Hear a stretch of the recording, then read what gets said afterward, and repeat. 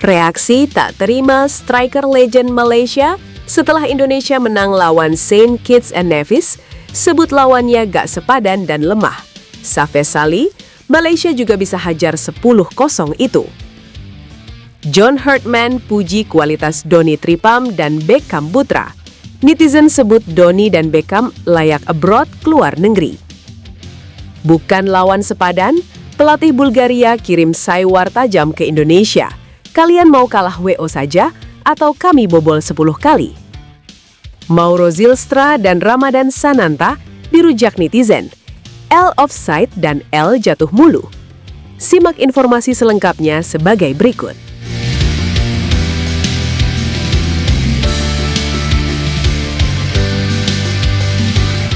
Kemenangan Indonesia atas Saint Kitts and Nevis yang seharusnya jadi momen kebanggaan justru memancing reaksi panas dari luar negeri, khususnya dari Malaysia.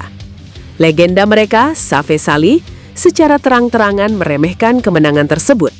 Dalam pernyataannya, ia menyebut bahwa lawan Indonesia tidak sepadan. Bahkan dengan nada yang cukup menohok mengatakan bahwa Malaysia pun bisa menang dengan skor besar, bahkan sampai 10-0. Pernyataan ini jelas bukan sekedar opini biasa, tapi sudah masuk ke ranah gengsi. Karena kalau kita lihat, ini bukan cuma soal skor, tapi soal bagaimana Indonesia bermain, bagaimana chemistry tim mulai terbentuk, dan bagaimana pemain-pemain muda mulai menunjukkan kualitasnya. Tapi di sisi lain, komentar seperti ini juga menunjukkan satu hal. Ada rasa tidak nyaman melihat Indonesia mulai naik level.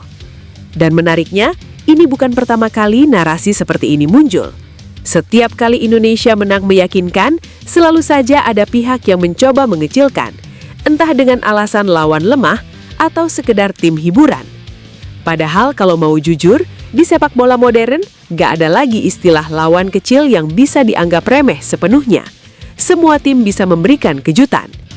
Jadi ketika Safes Salih bilang, Malaysia juga bisa hajar 10-0, publik Indonesia justru melihat ini sebagai bentuk reaksi emosional, bukan analisis objektif. Dan disinilah menariknya, semakin diremehkan, justru semakin besar motivasi untuk membuktikan di lapangan.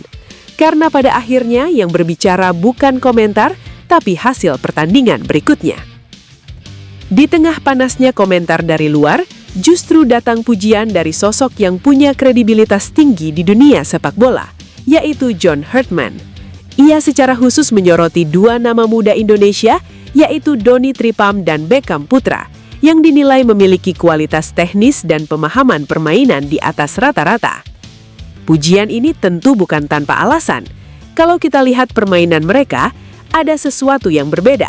Lebih tenang, lebih matang dalam mengambil keputusan, dan yang paling penting, berani bermain progresif. Donny dengan visinya di lini tengah, Beckham dengan kreativitas dan insting menyerangnya. Keduanya memberikan warna yang selama ini mungkin jarang kita lihat secara konsisten di tim nasional. Dan seperti biasa, netizen langsung bereaksi cepat. Banyak yang mulai mendorong agar dua pemain ini segera mencoba peruntungan di luar negeri. Bukan sekedar gaya-gayaan main abroad, tapi benar-benar sebagai langkah perkembangan karir. Karena dengan kualitas yang mereka tunjukkan sekarang, bermain di liga yang lebih kompetitif bisa jadi kunci untuk naik level berikutnya. Namun di sisi lain, ada juga yang mengingatkan, jangan terlalu cepat.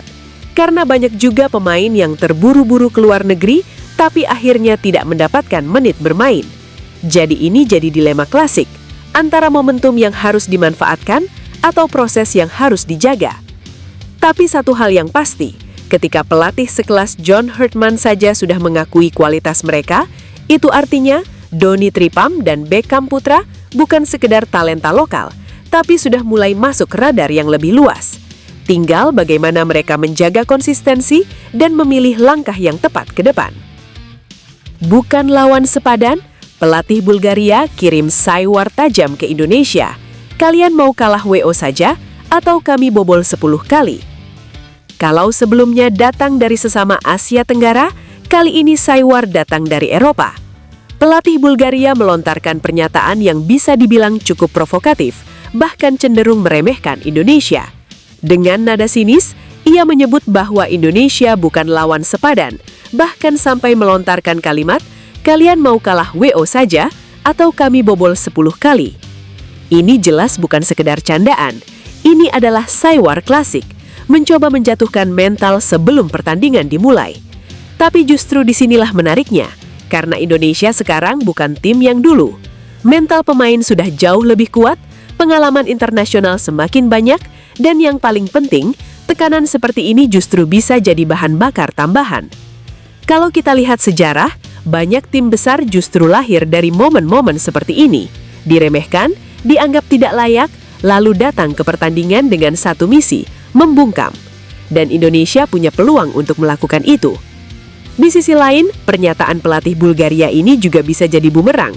Karena ketika ekspektasi sudah setinggi itu, menang besar, bahkan sampai bicara 10 gol, maka tekanan justru ada di pihak mereka. Sedikit saja gagal memenuhi ekspektasi, maka narasinya bisa langsung berbalik. Jadi sekarang pertanyaannya bukan lagi Indonesia bisa menang atau tidak, tapi Indonesia bisa memberikan kejutan sejauh apa. Karena dalam sepak bola, satu momen, satu gol, satu kesalahan bisa mengubah segalanya. Dan akhirnya, Mauro Zylstra dan Ramadan Sananta dirujak netizen, L offside dan L jatuh mulu. Di balik kemenangan dan pujian, selalu ada sisi lain yang tidak bisa dihindari, kritik dari netizen. Kali ini yang jadi sorotan adalah Mauro Zylstra dan Ramadan Sananta. Keduanya menjadi bahan perbincangan, bahkan bisa dibilang dirujak dengan komentar-komentar seperti L offside dan L jatuh mulu. Fenomena ini sebenarnya cukup klasik di sepak bola Indonesia. Ketika tim menang, tetap saja ada individu yang disorot. Dan untuk posisi striker, tekanan memang selalu lebih besar. Karena satu hal sederhana, mereka dinilai dari gol. Ketika peluang terbuang, ketika sering offside, atau ketika terlalu mudah jatuh, itu langsung jadi bahan kritik. Tapi kalau dilihat lebih dalam, peran striker tidak sesederhana itu. Pergerakan tanpa bola, membuka ruang, menarik bek lawan. Hal-hal ini sering tidak terlihat oleh penonton awam. Dan dalam beberapa situasi, justru pergerakan yang nyaris offside itu adalah tanda bahwa mereka bermain di batas, mencoba memaksimalkan peluang sekecil mungkin. Meski begitu, kritik tetap punya tempat, karena dari situlah pemain bisa berkembang.